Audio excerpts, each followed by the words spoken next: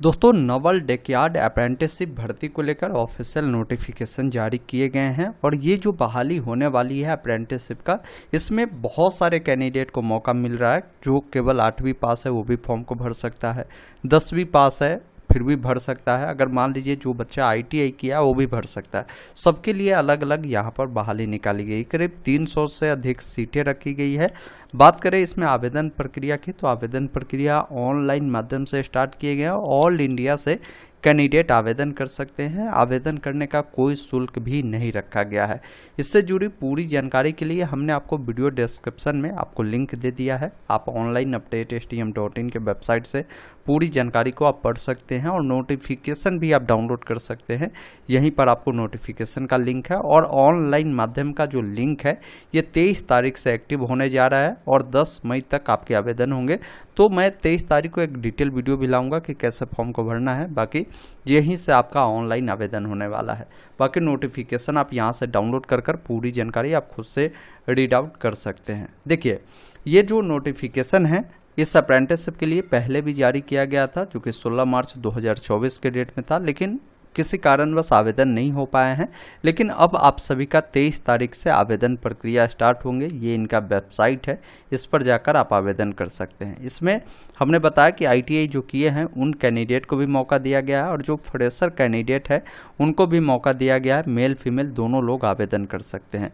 301 पदों पर यह बहाली प्रक्रिया आपकी होने वाली है। बाकी जो कैंडिडेट ITI किए होंगे उनका 1 साल का अप्रेंटिसशिप ट्रेनिंग होगा और जो कैंडिडेट ITI नहीं किए 8वीं 10वीं पास है उनका जो होगा यहाँ पर नीचे दिया गया कि 2 साल का आपका अप्रेंटिसशिप ट्रेनिंग होगा।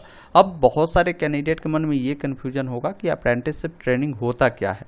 देखिए अप्रेंटिसशिप ट्रेनिंग एक प्रकार से समझिए कि जिस प्रकार आप ITI करते हैं तो उन ट्रेड के बारे में आपको जो है बहुत सारी चीज़ें सिखाई जाती है। तो इसी प्रकार अप्रेंटिसशिप में आप जिस भी प्रकार के ट्रेड के लिए अप्लाई करेंगे उस प्रकार के ट्रेड के बारे में आपको जानकारी दी जाती है।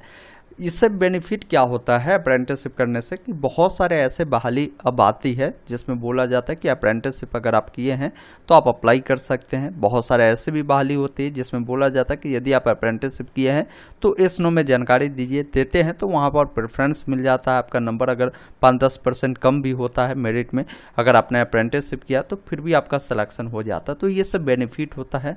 अगर आप इच्छुक है तो जरूर अप्रेंटिसशिप के लिए आवेदन कर सकते हैं।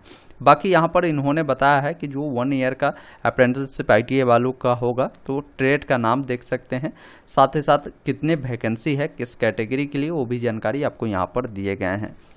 अब देखेंगे यहाँ पर 2 साल वाला जो आपको ट्रेनिंग दी जा रही है ये फ्रेशर कैंडिडेट जो 8वीं पास है वो कर सकते हैं। 12 सीटें रखी गई है जो कि रिगर ट्रेड का नाम है, उस ट्रेड में आपकी होगी।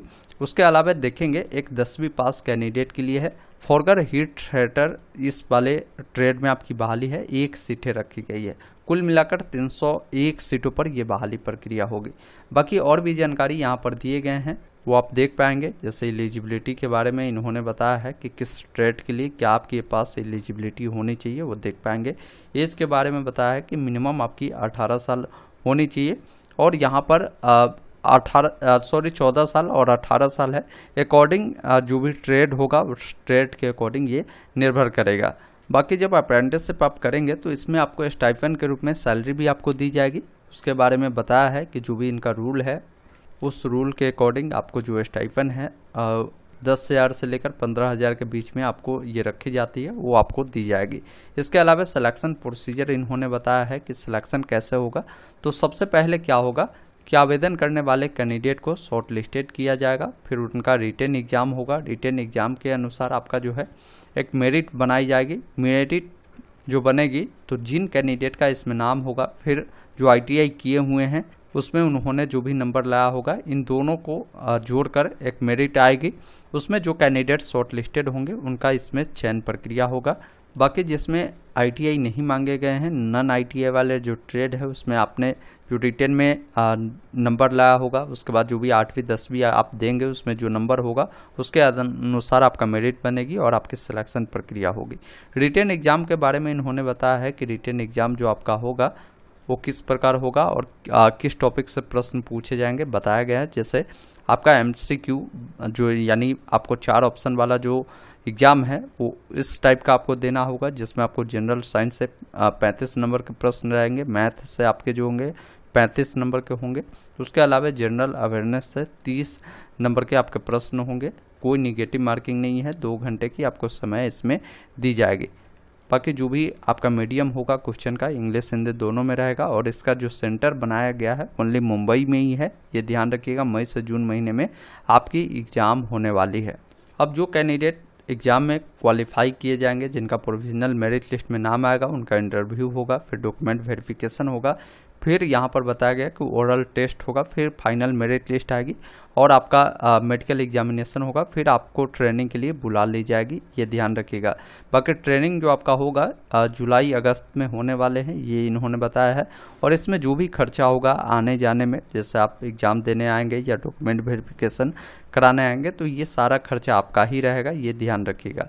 बाकी फॉर्म फिलअप को लेकर इन्होंने कुछ गाइडलाइन दिए हैं कि फॉर्म आपको इस वेबसाइट से फिल करनी है। फॉर्म जब भरेंगे तो फ़ोटो आपका वाइट बैकग्राउंड का होना चाहिए और जो भी आपके पास डॉक्यूमेंट होगा उन सबको स्कैन कर कर आपको अपलोड करने की ज़रूरत होगी।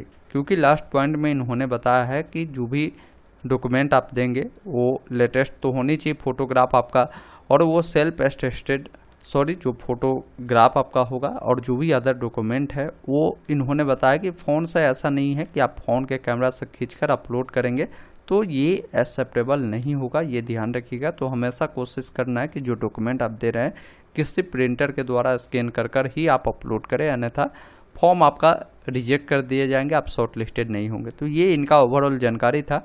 बाकी सारी जानकारी के लिए मैंने डिस्क्रिप्शन बॉक्स में लिंक दे दिया है, यहाँ से आप पूरी जानकारी को पढ़ सकते हैं और नोटिफिकेशन डाउनलोड कर सकते हैं। वीडियो अगर आपको पसंद आया हो तो इसे लाइक और शेयर ज़रूर करें। धन्यवाद।